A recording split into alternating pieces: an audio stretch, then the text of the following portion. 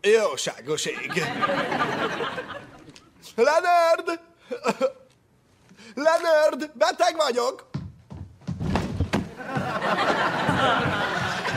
Leonard! Leonard, beteg vagyok!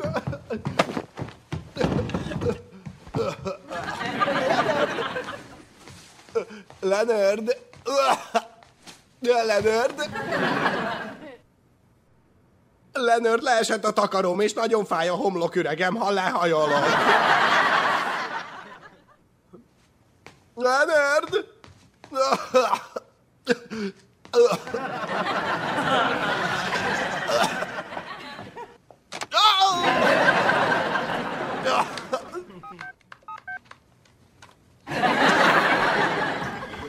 Hello? Leonard, te meg hol vagy? Dolgozom. Kora reggel 6:30-kor? Igen. Vasárnap? Igen. Miért? Kérték, hogy menjek be. Nem is csöngött a telefon. SMS-ben kérték. Mindegy. Amint megjósoltam, beteg vagyok.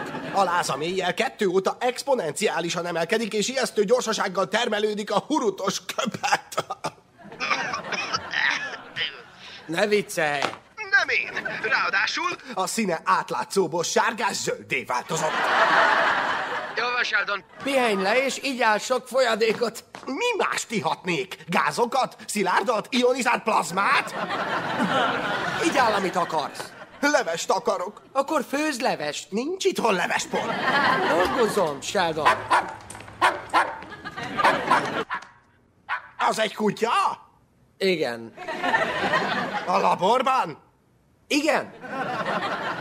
Igen, kutyákat tanítanak be kezelni a centrifugát arra az esetre, ha a kutyák centrifugálnak vak fizikusoknak. Na, mennem kell. Howard, telefon!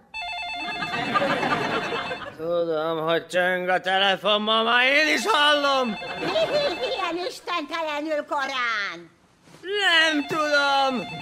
Hát kérdezd meg tőle, hogy miért hív ilyen istentelenül Hogy korán! kérdezzem meg tőle, ha veled beszélek? Halló.